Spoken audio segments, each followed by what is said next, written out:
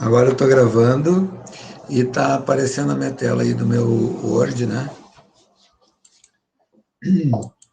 Então vamos dar uma revisada sobre... Estão vendo a minha tela?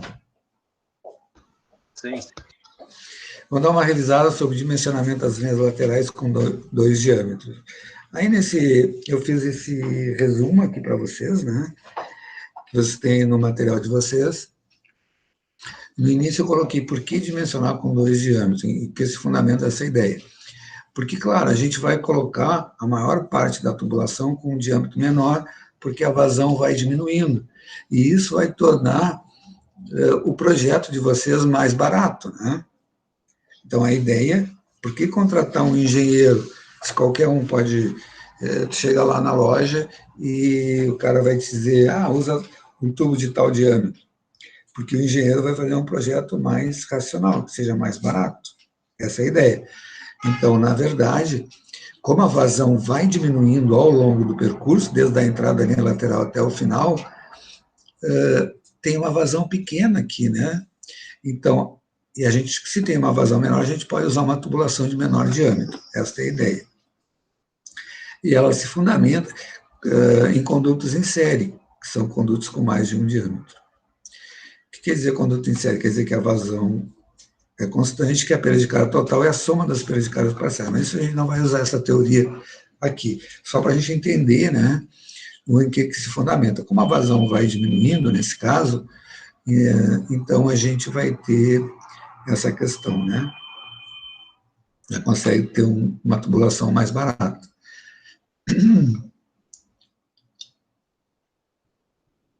Aqui eu fiz um desenhozinho para representar isso aí. A gente fez um exercício lá em hidrologia hidráulica, né, que era esse aqui, onde a vazão ia sendo distribuída ao longo do percurso. Como é que a gente faz? A gente vai calcular uma tubulação com um único diâmetro, que nem a gente fez no outro exercício, né, que atende à regra dos 20%, e depois a gente vai escolher um diâmetro D2 imediatamente inferior a esse que deu certo lá para dimensionar com o diâmetro. Aí depois a gente vai calcular as perdas de carga, né, para esse novo diâmetro, e vai fazer essas histórias. Primeiro a gente tem, aqui no desenho fica mais fácil de enxergar. Primeiro eu dimensionei uma tubulação com um único diâmetro, né, para o comprimento total e o número de gotejas de aspersores total. Aí, desta tubulação de diâmetro maior, que eu chamei de D1, eu vou calcular um comprimento L2 por aquela fórmula, né? Tem uma fórmula para calcular o comprimento L2, e eu vou calcular para esse mesmo diâmetro, para o comprimento L2, a perda de carga, né? E aí, se ele tem um comprimento L2, ele tem um número de aspersores proporcional àquele comprimento. Depois, eu vou subtrair desse D1, o mesmo diâmetro, porém o comprimento L2. E vou somar o mesmo comprimento L2 e um diâmetro menor, né? E aí eu vou ver, e aí então, no final vai ficar isso aqui. E no final também vai ter que atender a regra dos 20%. Essa aqui é a fórmula que a gente usa para achar o comprimento L2. E aí, o comprimento L2, vamos pegar assim, um que seja múltiplo do espaçamento entre as aspersores. Eu falei assim, um que seja múltiplo de 6, porque o comprimento da tubulação só é vendido de 6 em 6 metros, né? Mas fica melhor se a gente escolher um comprimento L2 que seja múltiplo do espaçamento entre as aspersores, para não ter que emendar tubo, aquela coisa toda, né? Que também vai ser múltiplo de 6.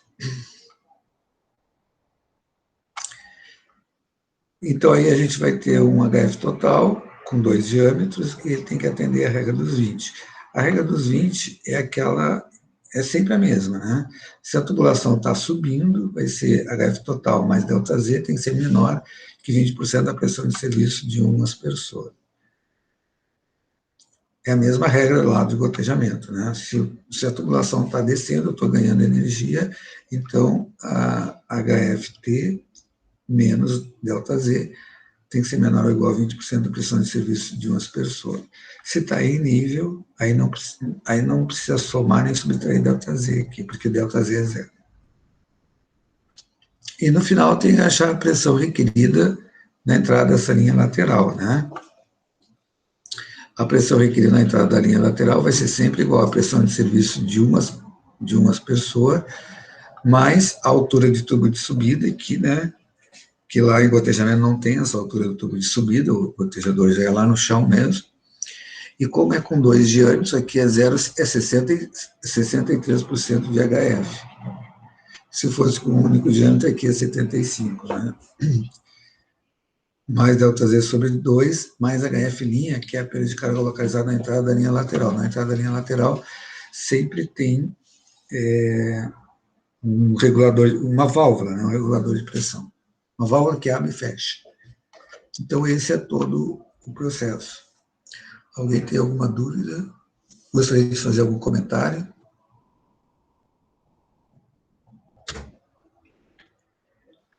De minha parte, não. Tá. Eu quero saber quem tem dificuldade.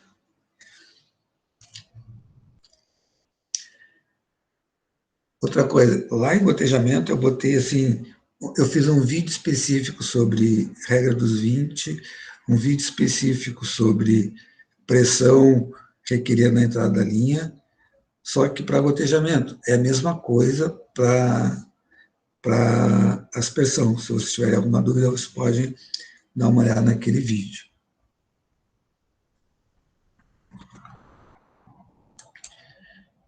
Já que você não tem dúvida, vamos passar aqui para o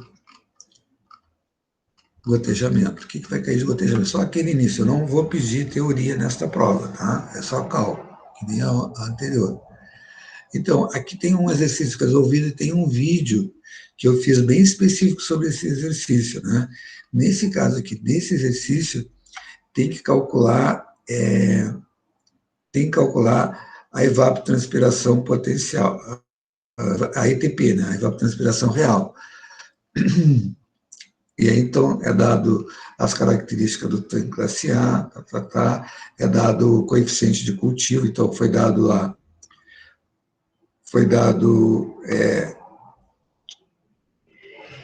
para calcular ET0, foi dado a evapotranspiração do tanque, o coeficiente do tanque, aí calculou a evapotranspiração ET0, depois achou ETP, a evapotranspiração real, em função do coeficiente de cultivo.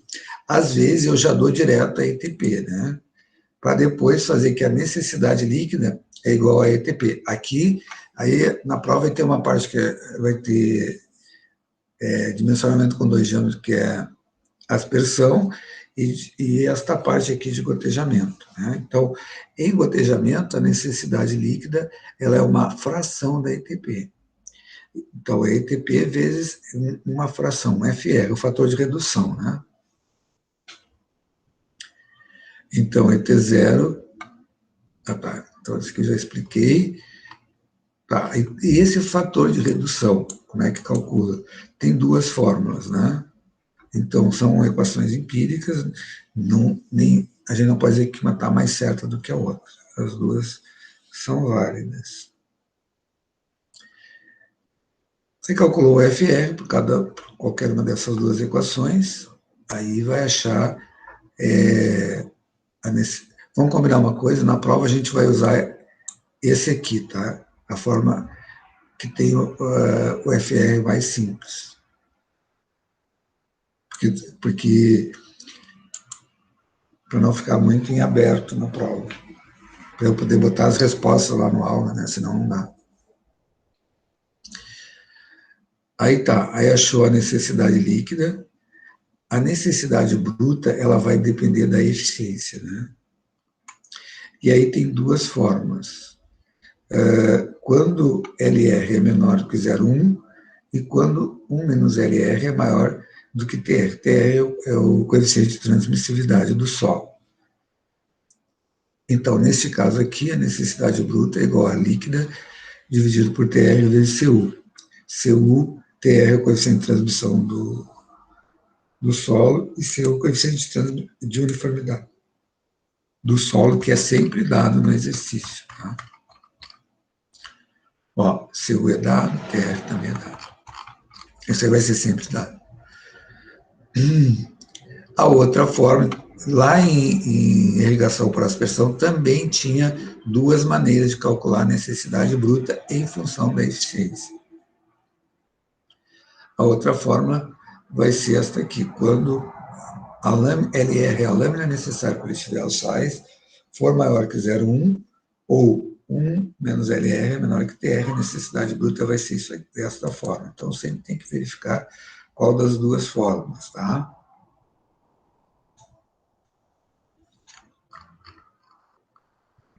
Deixa eu ver.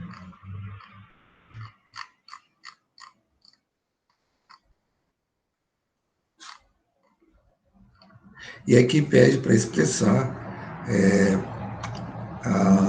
a necessidade bruta em função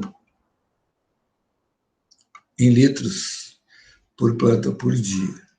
Então, então sempre que eu multiplicar milímetro por metro quadrado, eu tenho litros. Ó. Então, aqui eu peguei o espaçamento entre plantas, cada planta é 2 por 3, 6 metros quadrados, espaçamento. Quando multiplica milímetro por metro quadrado, vai dar litros por dia por planta. Então, é só esse.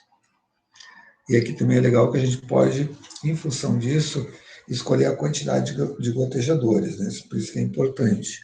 Porque então, eu tenho a necessidade bruta, o quanto cabe, aliás, o quanto a planta vai retirar por dia. Tem um outro exercício que a gente fez que é para determinar a lâmina bruta, né? Então, a lâmina bruta é o que cabe no solo. E a necessidade bruta é o que retira do solo. É o que a planta retira por dia, né? Então, se eu sei o que cabe no solo, lá no outro, e nesse aqui eu sei o que a planta vai retirar por dia. Quando eu tenho os dois, eu calculo a frequência de irrigação, né? É mesmo, bem semelhante lá à irrigação por aspersão. Mas o número de gotejadores ele é em função da necessidade bruta. Então, se eu tenho essa necessidade por dia, se eu quero usar gotejadores de 8 litros por segundo, quantos gotejadores vai atender a essa necessidade que a planta vai retirar do solo? É isso que está. Então, aproximadamente 7 gotas por dia.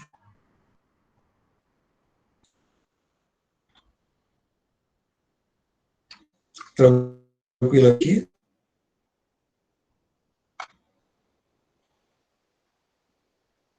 Sim.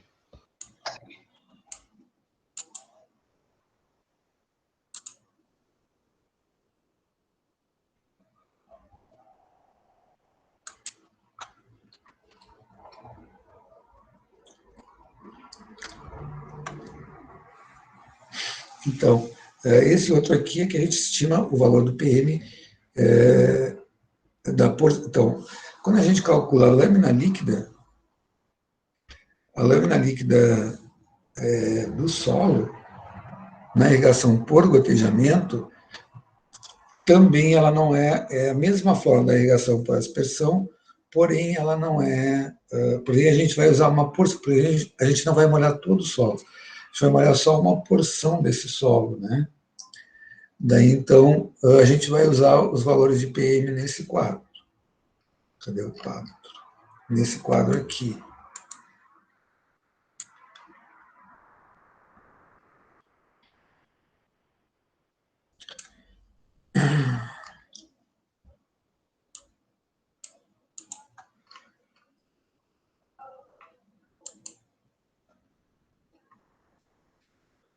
Então, esse quadro aqui foi feito para para uma lâmina líquida de 20 milímetros, né?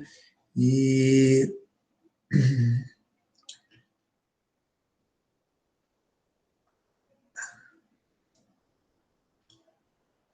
aliás, esse quadro aqui foi feito para uma lâmina líquida de 40, não de 20, 40 milímetros. Então, e quando a gente for usar para uma lâmina líquida de 20 milímetros, a gente tem que pegar a vazão do gotejador e dividir por 2.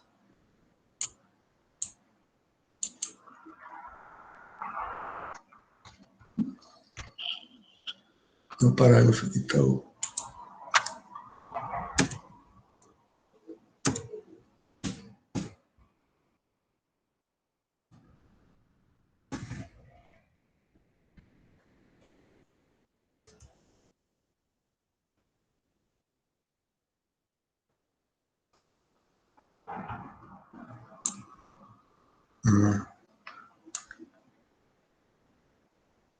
Opa, consegui aumentar aqui o tamanho do negócio.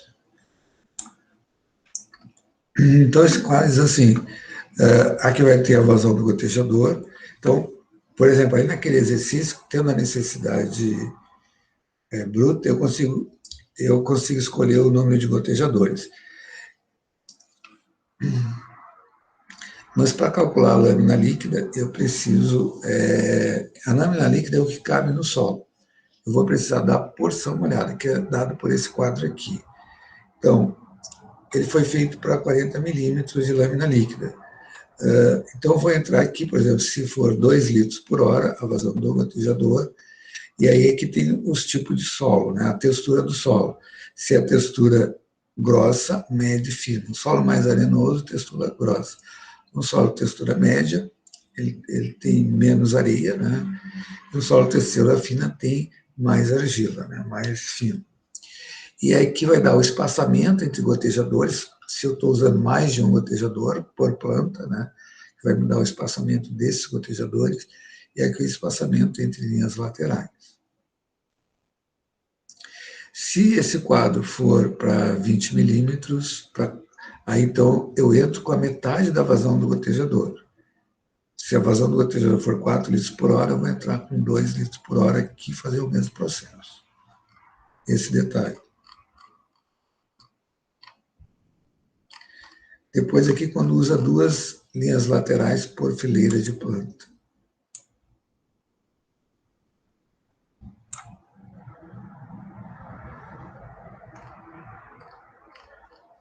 Aí tem aqui, aí entra com essa forma, né, para achar, e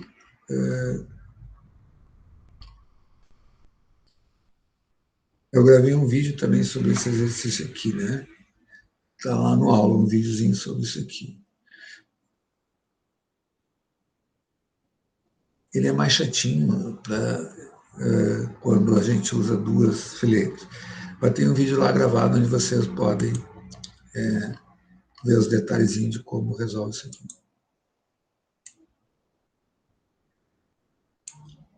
Aqui eu botei de novo o mesmo quadro. Agora eu aprendi como é que minimiza o negócio. Então a prova vai ser só até aqui.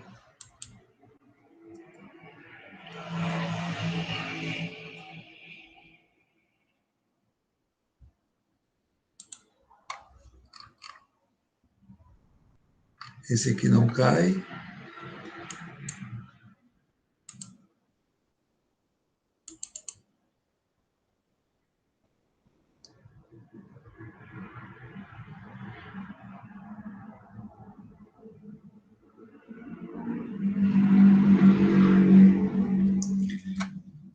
Esse aqui é o que vai ficar para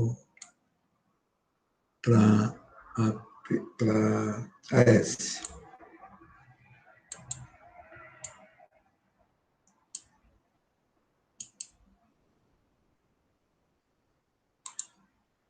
Tranquilo, pessoal?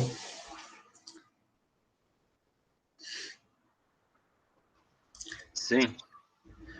Então, recapitulando, a teoria não cai, a matéria de G1 não cai, e o dimensionamento completo gotejamento cai na AS. Então, agora vocês podem ir estudando, refazendo esses exercícios e vão tirando dúvida comigo pelo WhatsApp durante a semana. Tranquilo para vocês? Tranquilo. Alexandre tá bom, tranquilo. Miguel, tranquilo. Eduardo, tranquilo. Pode falar. Tá. Teu microfone está falhando, André. Ele não conseguiu ouvir o que tu falou. Para mim tá tranquilo também. Ouviu? Não. Peraí.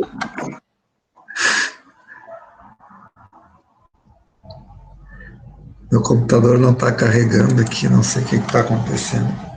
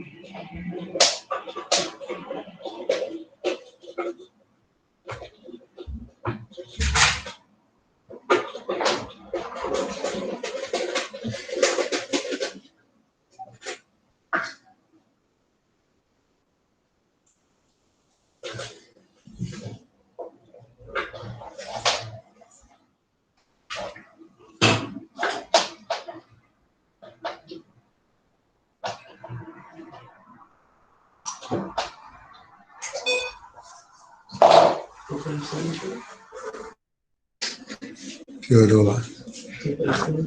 Não. Mexi aqui, mas acho que desligou o outro computador. Vamos ver. Mas tem bateria ainda.